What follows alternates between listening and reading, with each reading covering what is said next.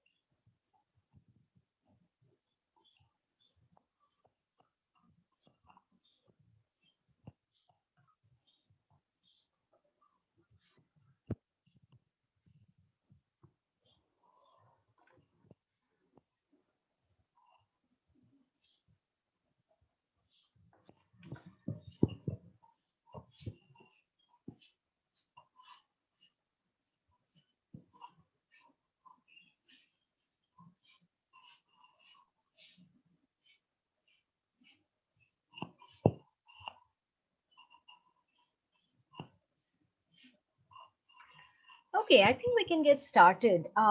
So again, welcome all to this webinar hosted by the APSCE PTP, Practice Driven Research, Teacher Professional Development and Policy in ICT in Education.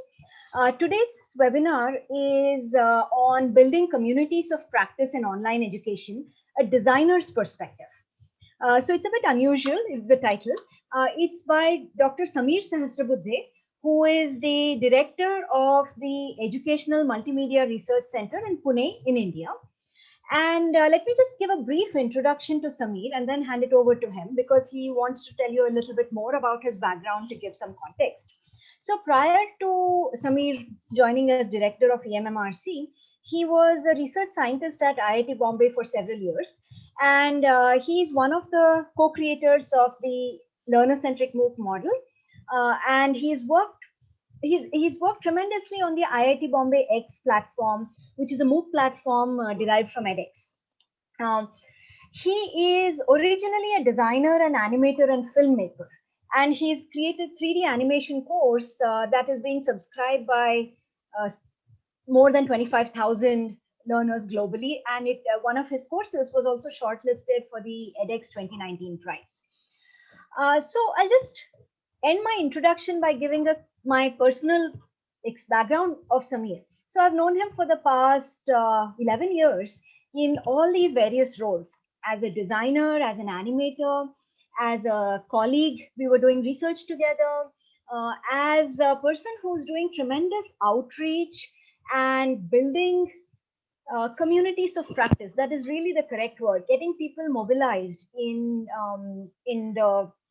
doing effective online education, in thinking about research-based teaching practices, in just getting together and doing something interesting.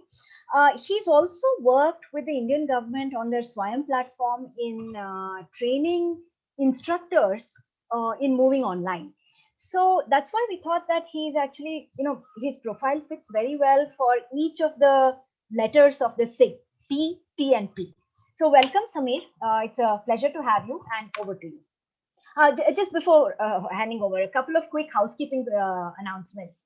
So if you have any questions, please type them in Q&A. I will moderate the questions. And if there is, if there is something urgent, like suddenly something disappears, the voice disappears, you can just quickly type it in chat. But otherwise, please keep your questions to Q&A. Okay, over to you, Sameer.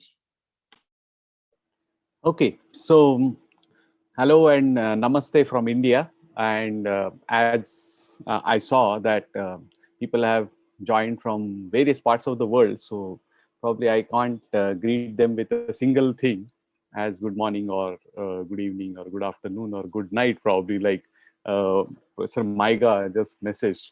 It's almost 9:30 there. But yes, thank you for joining in.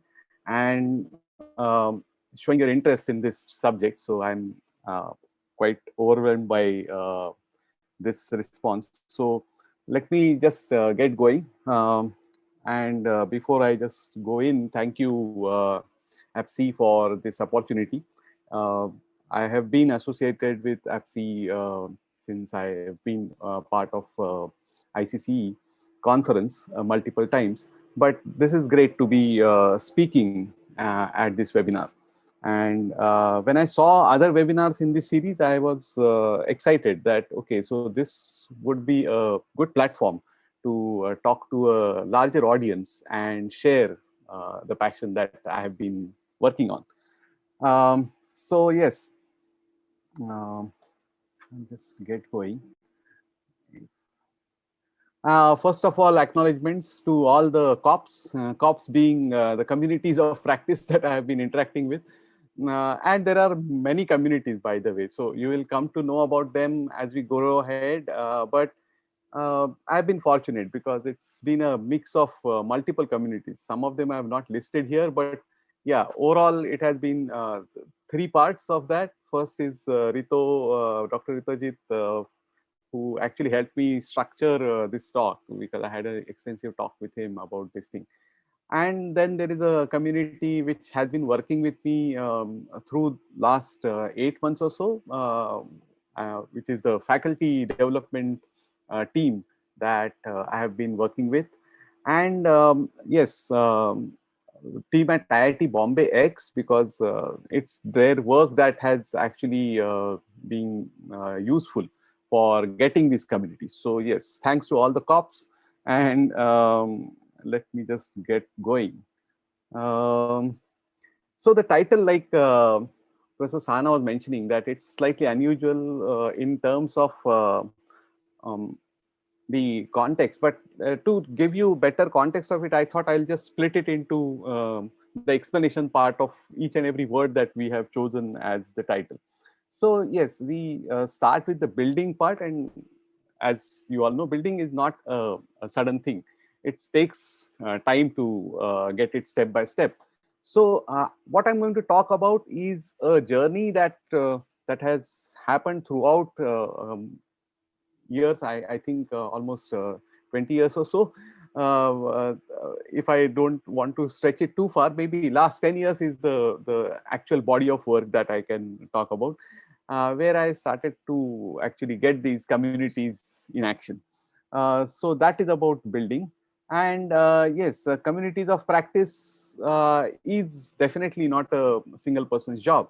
It's a it's a group that is behind it. And as I was showing you, the acknowledgement slide was just falling short of space now, because I couldn't thank many people, if you can actually ask me. Um, so this is a very interesting phenomena, and I when I heard about it, in the sense when we were working on it, in fact, if you Google for various pages about communities of practice, there are various pages, even in research domain, which talk about that. Are you aware that you are actually doing communities of practice thing? Kind of pages will come up, because that's a very critical point here, that a lot of people are practicing it not knowing that this is called as communities of practice. So yeah, we had a group of people who have gone into this, and I will be talking about two of such important cases in this journey. Again, it is going to be about online education right now, because yeah, it can be translated to classroom, and definitely there are takeaways for people who want to apply it in classrooms. But this experience, especially that I'm going to share today, is mainly driven from the online education practices that I was conducting all these years. And as the baseline says, it's a designer's perspective. So designer here is not a very global term. I'm just talking about a creative person, like an artist and a painter and an illustrator and a cartoonist and an animator. And the perspective word is important, because like we deal a lot with those drawings with single point perspectives and 2 point perspectives and things like that. So I just thought I will go slightly creative in that and take some liberty of being a designer here. So that's what is going to be. So because I said designer, let me just have a short intro and of what I do. So I'm a fine arts graduate. I have a degree in advertising, and as everyone does, I actually joined the advertising agency in the initial years, and then I realized that my true calling was animation. Because I was an illustrator, I used to keep sketching and drawing and all that. So because of that passion, I decided to join an animation school in Hyderabad in India, where I was really fortunate to be the first batch student who was trained by Russian animators. And by the way, this was all paper pencil thing. So we were in fact scolded hard if we are seen anywhere near the computer labs. But yeah, it has its own advantages because we can uh, draw better because of this challenge of um, keep your paper and pencil always handy. So this has resulted in lot of drawing, and this has helped me in future actually if you look at it. And like every animator does, I also joined the animation studio where we were making India's first animation feature film, like a full length animation feature film. So as you can see till this part, it was a total advertising, animation and filmmaking type of career that I was enjoying. Also, but I had a pattern. So I had a square and a circle, which you can easily identify now that these were my jobs and my education things. However, I like to put at it as like the squares where I was paying to learn, and the circles are where somebody pays me to learn. So the jobs were good learning for me. And after the film that I was doing, I was basically intrigued with this question that if animation is so powerful, so much powerful that children don't even blink during that, why can't we use it for educational purpose? And by the way, I'm talking about early 2000. So uh, in the search of that, I happened to be at IIT Bombay, where that circle was inside the square now, because I was actually doing my PhD also at the same time when I was working, and I was leading a project on creating educational animation. This is called as Project Oscar for those who just want to take a note of it, and maybe you can visit it in some free time. But it's an interesting website where we have created open source animation repository. While doing that, I also pursued my PhD, and Professor Sana, who is the moderator today, was my guide, and also was Professor Sridhar, who just won the ACM award this year. So yeah, this was an interesting journey, and the work that I did there, along with the animation repository, was video creation for educational content. So it was transmitted across the country to all remote centers and all that. So these two experiences actually brought me to the current position where I work as the director of Educational Multimedia Research Center. So since I am on this topic of EMMRC, it's better that I explain what is this all about for the benefit of our foreign friends. Educational Media Research Centers is a setup by Government of India. It is present in 22 cities in the country. As you can see, the spread is totally covering the country from the length and breadth of it. All places have at least the presence. So that has resulted into a good content creation. Around 20,000 programs, and by programs I mean um, e, e, uh, e-courses and MOOCs and television programs, channels which are run into local languages. So that's the power of I think this unit, that we have a strong 500 member team of content creators who can actually facilitate easy content creation. Plus, because we are located, each of these 22 places are located on a university campus, that gives very easy access to academia. And that also results into production of localized content. So that is one of the major challenges in Indian context. So this is a crucial point, and I really want to tell you that it's a very happy moment for me to be working as a director of one of the centers, which is located in Pune, uh, which is near Mumbai, the nearest metro. And those of you who visited Mumbai during ICCE would remember Mumbai probably. So yes, so I have been here, and um, the reason that during my IIT days, the plan of creating a MOOC when it all started. So before that, actually, I was passionate about animation. As you can see, even as a fresh project manager at IIT Bombay, I was passionate about animation. So when I wanted to do some work in that, I realized that I need to go ahead and get more people involved into it. And when I have to choose that kind of thing, I need to have a tool. And for this purpose, we chose animation tool called as Blender.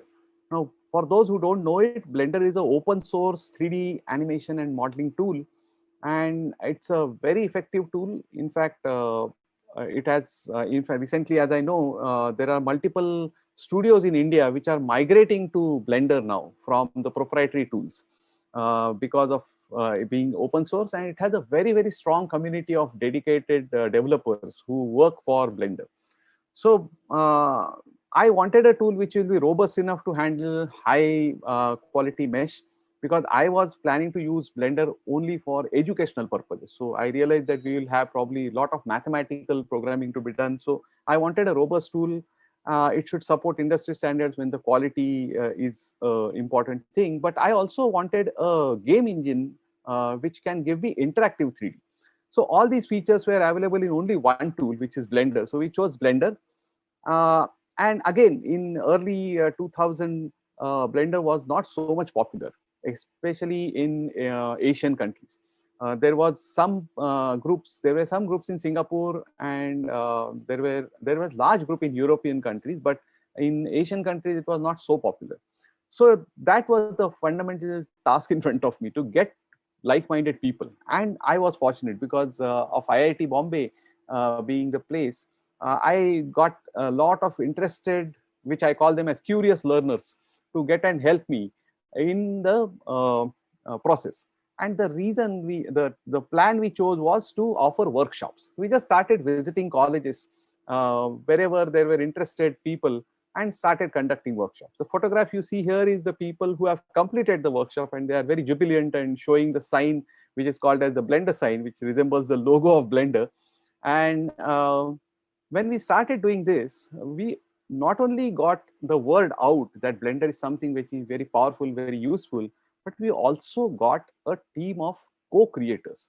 We got teaching assistants. We got people who would help us in creating slides, creating examples, assignments, quiz questions, conducting tutorials, doing screen recordings, doing editing at times. So we had huge groups, and they were geographically divided. So if you look at it, we had people from all parts of the country: Nagpur, Agartala, and Pune, Mumbai, Coimbatore. So we started actually getting these groups, and my only objective at that time was to get this group together to start something so that it will help Blender dissemination.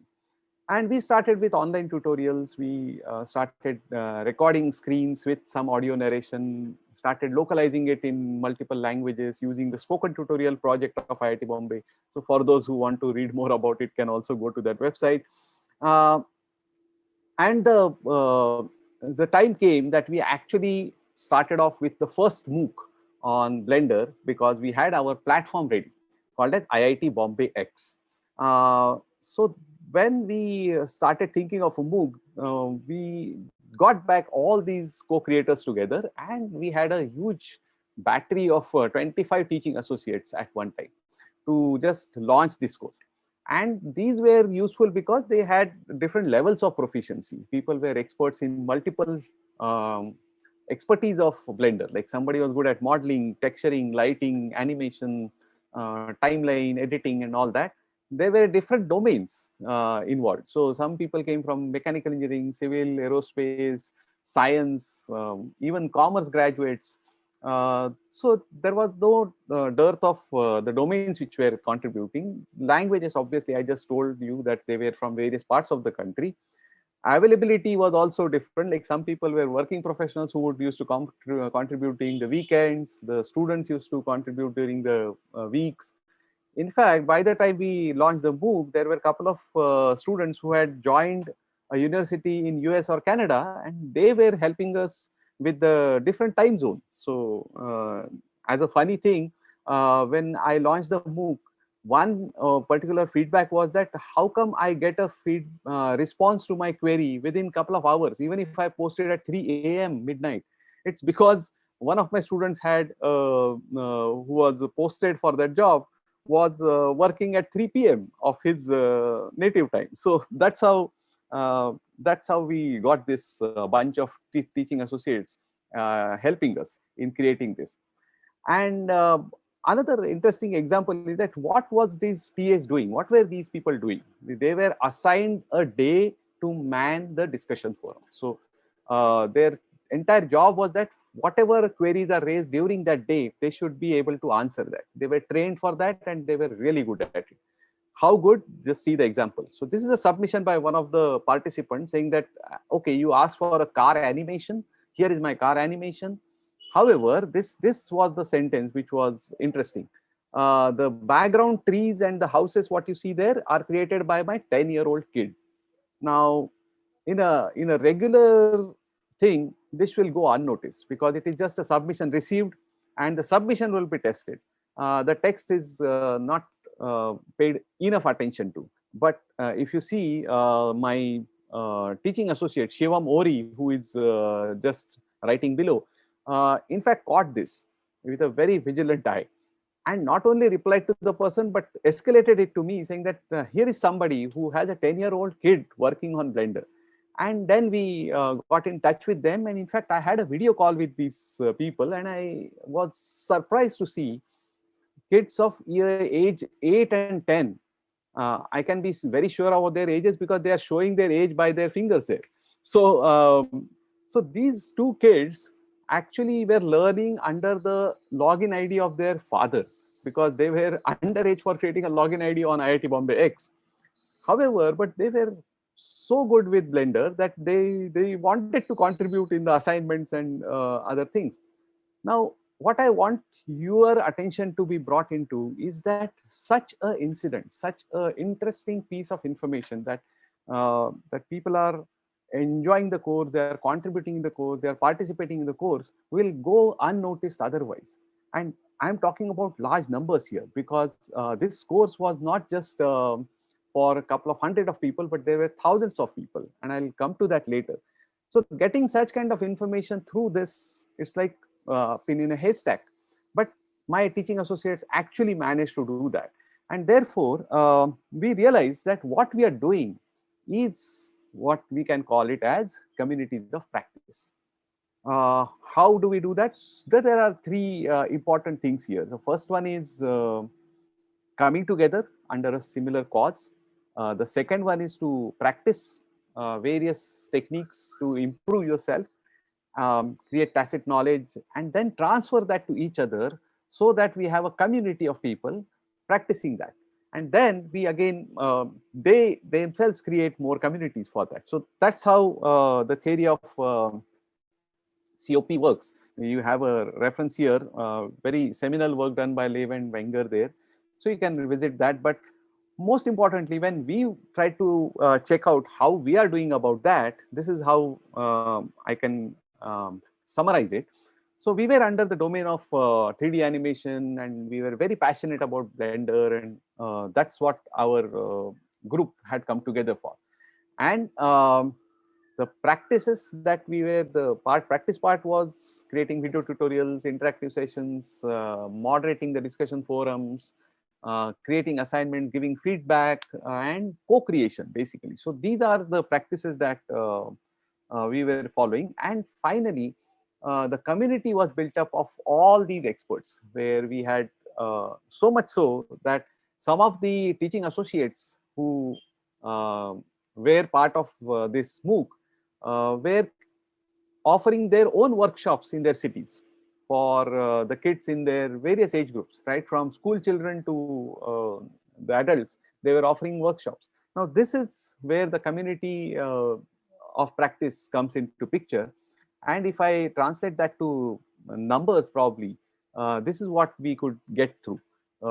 We have 3 ebooks, and maybe I'll request my cops, which are already online right now, to share the links in the chat. Now, this is another example of how communities are helping me.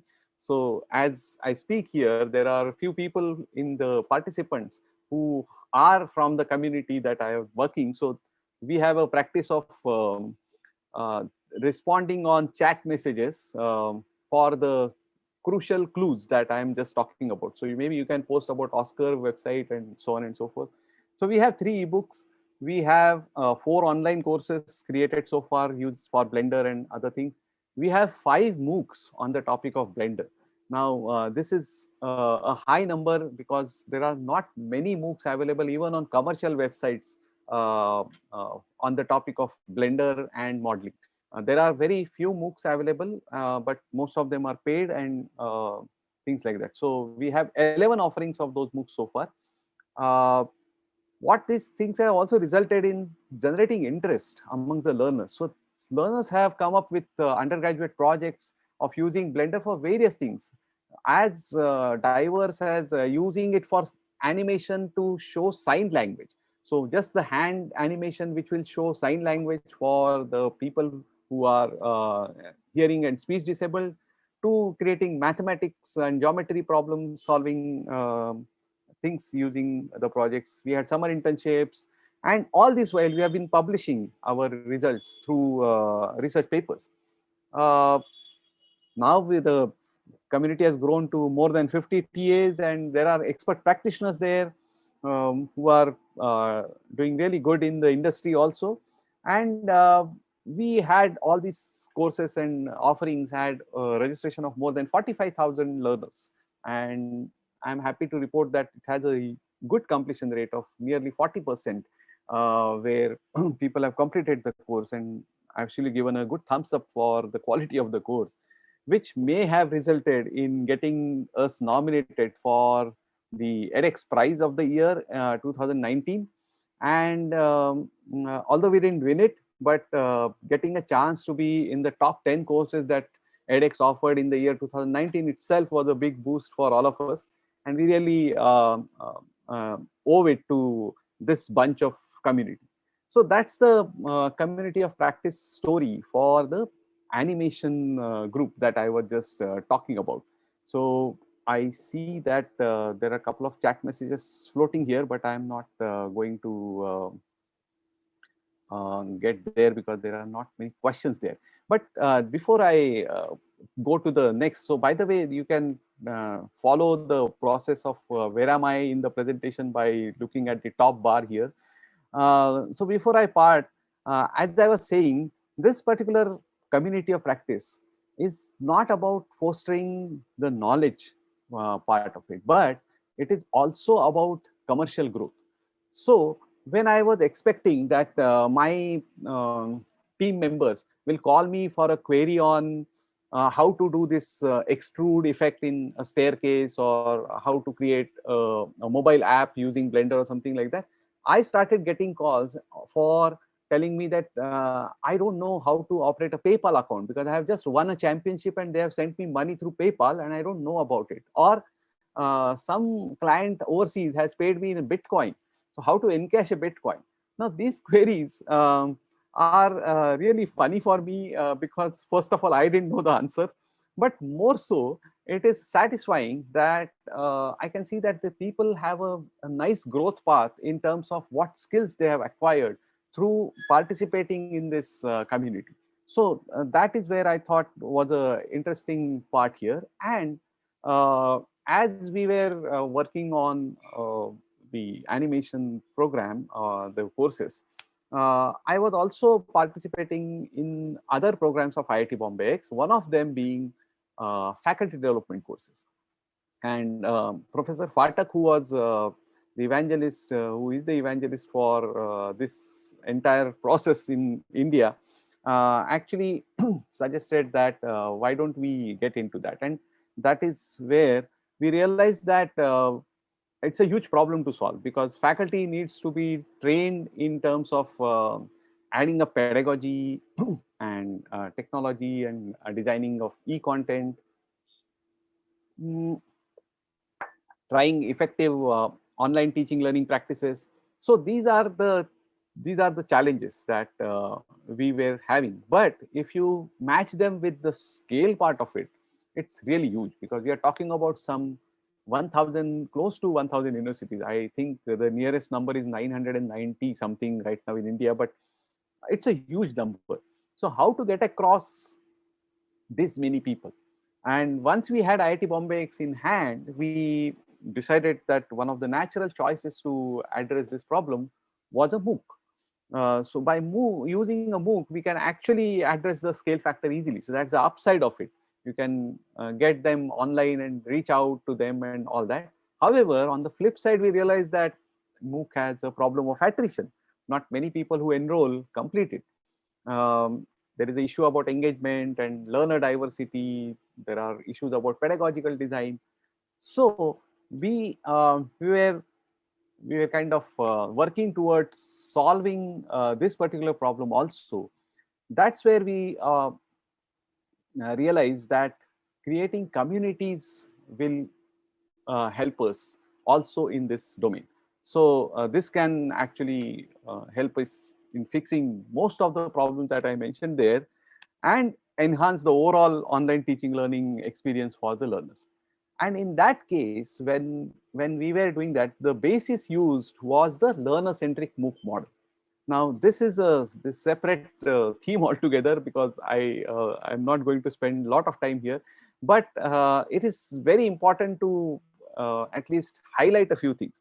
So the learner centric MOOC model is a co-creation at the Educational Technology Department at IIT Bombay, where we got together and figured out how we can address the various elements of a traditional MOOC which lack the factors that I just mentioned.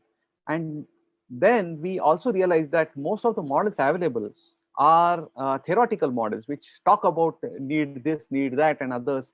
However, there is no prescription available. There is no guideline available of how to go about it. Therefore, we focused a lot on the prescriptive part of it.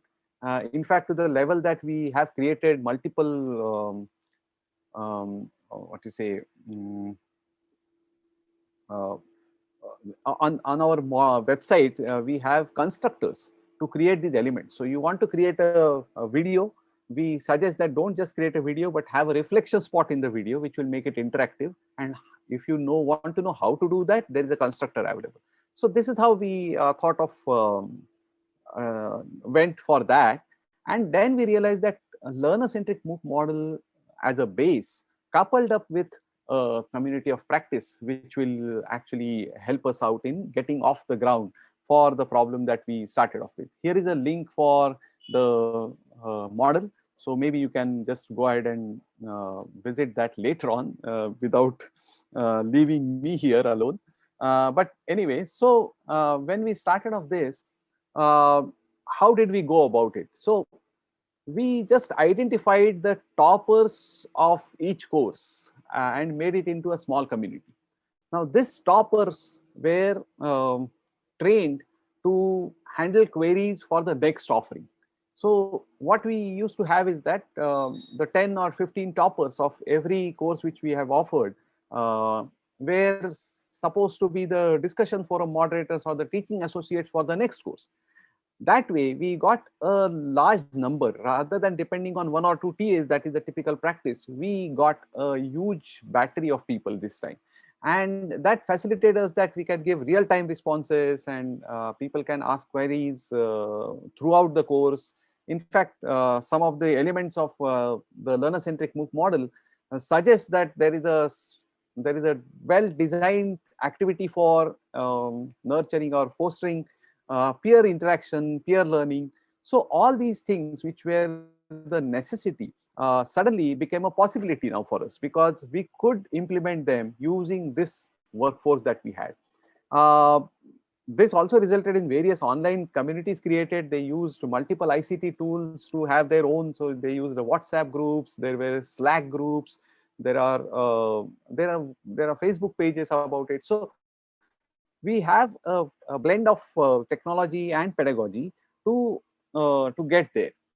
We also incentivize these people who were doing a great job using the CSR funding available in the country. We felicitated them for their help throughout the course that they had extended. All these things actually bit by bit added to the whole thing.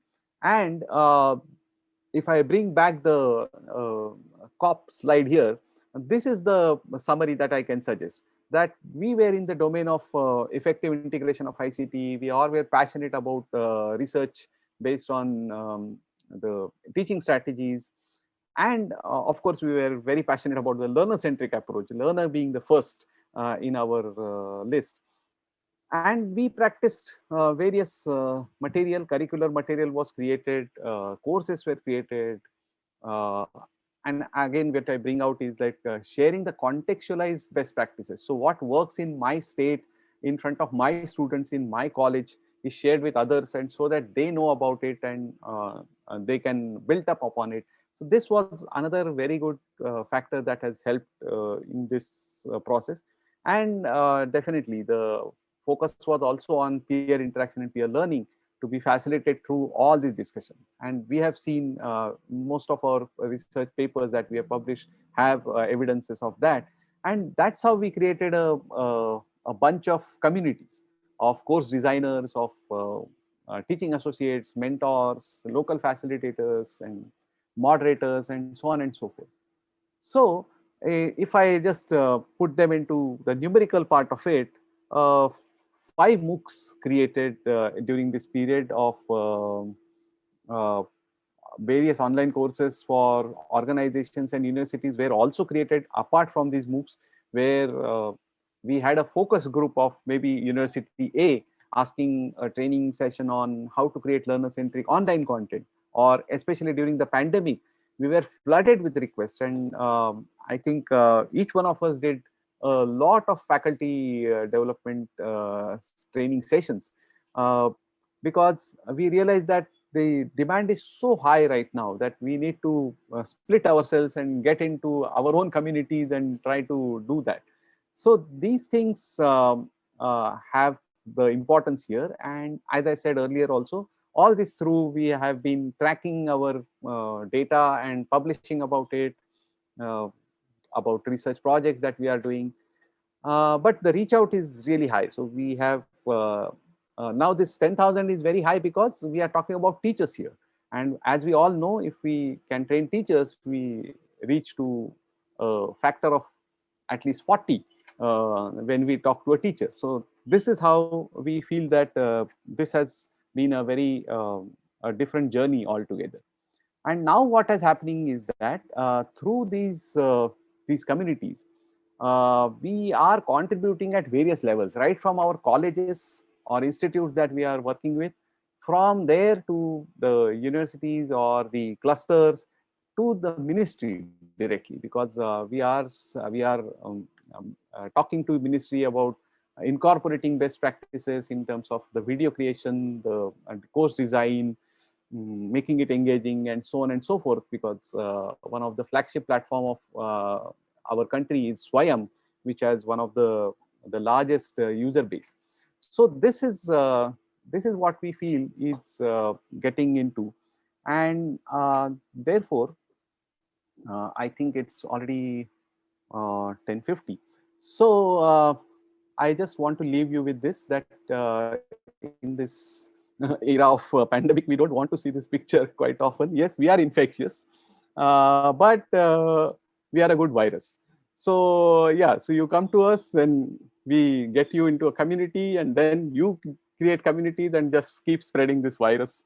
Uh, Here is a way to participate. We have a website, lcmmodel.org /participate, where there is a form in which you can be part of such communities.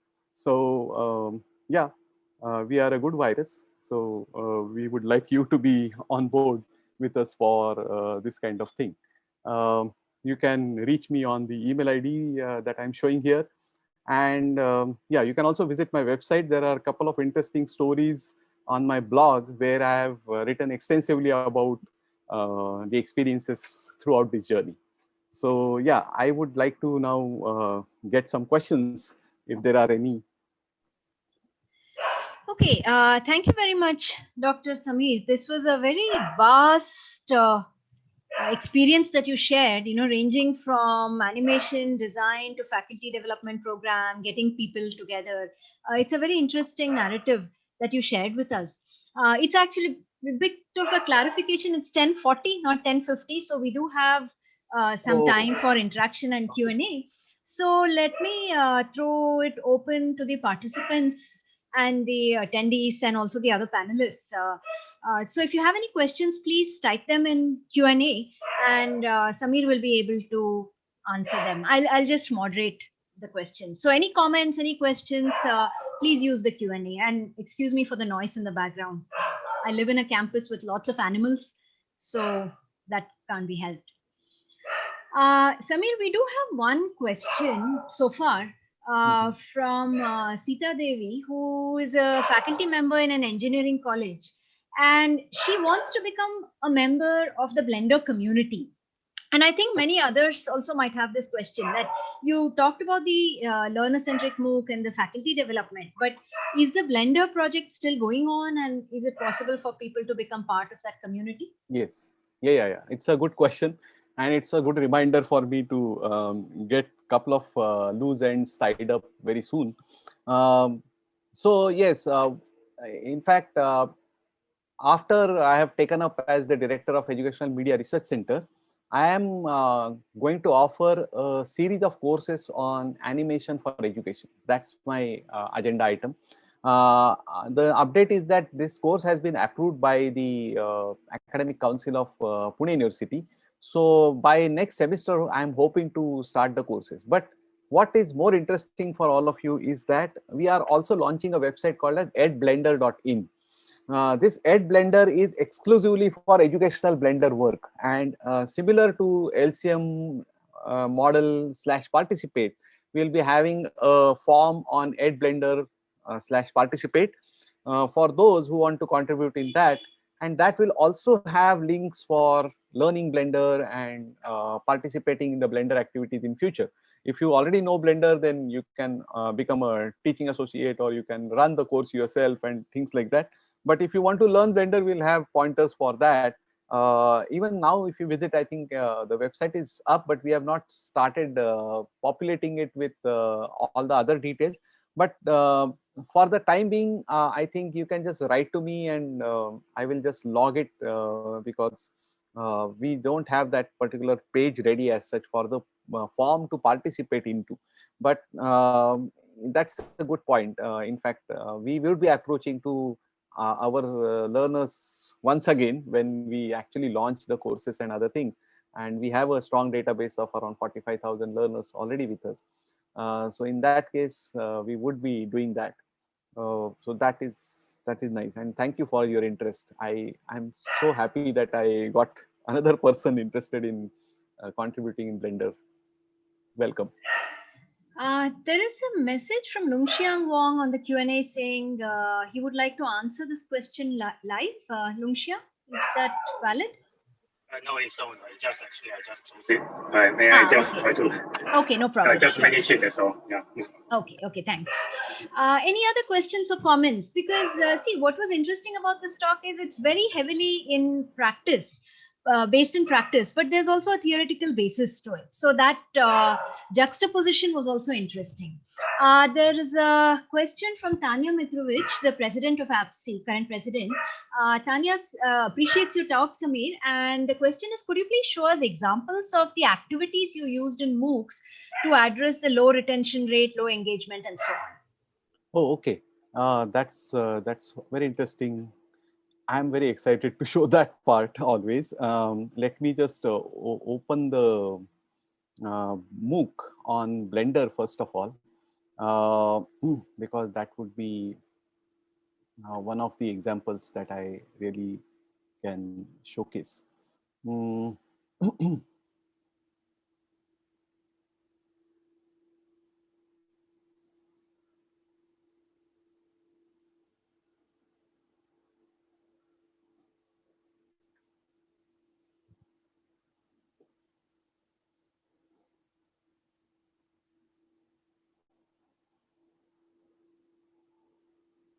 Yeah. So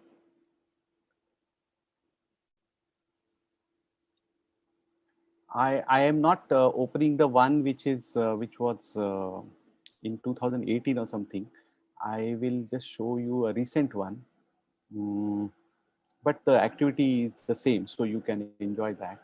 Okay, so if you can see the screen now, this is the IIT Bombay X platform that I'm showing you. This is what you can see on the left hand side. I am in the course called as Basic 3D Modeling using Blender. And if you can see, the outline is shown here about the course chapter and wherever I am. But the interesting part comes here. So this is a video or explanatory video about how to set up the camera in Blender. Now you all will agree it's a particularly a very skill based thing that it's now going to the software and things like that. However, we try to combine that with the conceptual idea about what is a camera, like what is like to know about like, so this thing is, this starts with how to uh, how to understand. So I use a technique that, okay, this is what I you all are seeing right now, and everyone can see whatever we are showing through the camera. But when we go ahead, you can see that I try to switch on another camera to show that, okay, the viewfinder is showing you what is. So this is actually the setup that I am standing in, but you can't see everything else. So the concept of camera is established through this kind of video. And then we go to the software part of it, like how do you do that in Blender. But more interestingly, so we go here and we show Blender and how to add a camera, how to move a camera, what are the shortcuts for that. So all that is shown in a screencast, where we also show the keyboard and the mouse inputs that are required here. But after the video, what you see here is the activity. Now this comes from the learner-centric model. This is a learning by doing activity. And here what we are telling them is that download this Blender file. That Blender file actually has objects. This is the object that is there in the Blender file, but there is no camera in that. Now what we have told is that you have to add a camera, but when you add a camera, it will go to a different place altogether. It will use its own XYZ coordinates. And we have placed this object somewhere else in this particular file. So what we are telling them is that, okay, move the camera in such a way that following view is achieved. Now there's a tricky question here. We are telling them following view is achieved. So a lot of people, if you see that they have to post everything here in this discussion thread. Now, if I open the discussion thread, you can see that people will start posting under the camera setup activity. And so this is how this TDD user called TDD is posting, and 123 is posting, and Tanvi is posting, and someone else is posting. But if you, as you go down, you see somebody called Anshu Gurjar, who has posted totally different thing. Not in terms of just the camera placement, but he has also gone ahead to do some texturing and lighting and things like that. And this one actually surprises me, because what they need to know about how to place a camera, they are doing that, but they are also going beyond that. And if I may show you another example of that, where people have gone beyond merely copying what we have suggested them. So yeah, so these are videos and slides that we have given. But the moment we ask questions such as this, that you have to show how to create the chess piece, people are posting, and this was a mandatory thing, is that when you want to post this thing, you have to also draw and post how you created it. So you have to show your paperwork also. And we were surprised to see that almost everyone operated in a different manner to get to this point. And this was a interesting discussion, because a lot of people were now chatting about how you did a mistake here, you shouldn't have added a cylinder here, you could have just extruded from the existing cylinder here, and so on and so forth. So even in another thing where I just want to show you that when people actually yes, so this is also an interesting example, where when people create something else than what they are supposed to do, like this one, instead of just a chess piece, the person created an entire chessboard and submitted the entry. The moment I saw that, and there were so many people liking it, I requested the person to record a video of how he did it. And to my fortune, this person was a teacher. So Veerabhadra, the teacher, actually posted a video of this thing. And the moment he posted the video, you can see that people are started responding to that. Okay, I watched your video and created the models on chessboard and pawn, and however, I'm not able to get X, Y, Z. And to that, Veerabhadra started responding, and so on and so forth. So this not only created a different range of things, but we suddenly started getting chessboards with metallic finish, with silver and gold combination, and granite and marble combination, and so on and so forth. So this is where I feel that the activities moderated by the teaching associates, because of the presence being really live, live presence of the teaching associates, have helped in getting more out of what was expected during that time. So these are some of the examples I just thought of sharing with you. Okay, thanks very much, Samir. Actually, one word in a slide stood out where you said that the assignments should also be flauntable. So Yeah, it yeah, seems yeah. like you're trying to, even in a MOOC setting where scale is very large and distance, not just the physical distance, but also the social and psychological distance is large. You're Correct. trying to bring in this aspect of personalization and ownership Correct. and using your large community that you have built up in order to do this. So Right. that's interesting. Yeah. So this one. So this is the flauntable part of it. That that the top performers of the week will go on to the Facebook page, and we have seen that a lot of people actually start sharing it, because okay, my image is right now on the image of the week or model of the week kind of thing. So that was that flauntable thought. And the second one which I was talking about, like achievable. So this was very easy in terms of how to get it there, but when people started exploring it and exploiting the facilities available in Blender, they really started enjoying it. So you can give a very small activity to begin with, but you can just go with the flow as it and by the way, I had experience of interacting with various such submissions, because we offered it multiple times. We learned over time and modified our things as we go ahead. Okay, let's take one more question. I think this will be the last question because it's a really heavy question, as to say, and it's a two-part question. The second part I'll be asking. The first part is from Professor Phatak, which asks, can you comment on how to formalize and speed up this process of building communities of practices of teachers in various domains across the entire spectrum of education? So, scaling in terms of numbers, in terms of diverse domains, and so on, when the numbers are very high, how do you do it? And let me ask you maybe a slightly less ambitious but equally important question related to this, that if somebody wanted to replicate your model of communities of practice, maybe it's in a in a country which doesn't have 10 million people, but maybe 1 million people or a smaller number of people, any recommendations you would have to replicate your model and go ahead? So the scaling part and the replication. Yeah, yeah.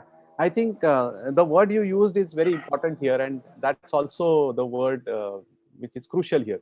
Uh, the replication model. So this is not a scaling model. So I don't want to flaunt the numbers of reaching out to 10,000 teachers, but rather I would like to flaunt that there are 15 teachers right now in this group who are doing the learner-centric approaches in their own ways. They are doing it in their own classes. Some of them are doing in their online teaching, whether they are creating open education resources for UNESCO or various purposes.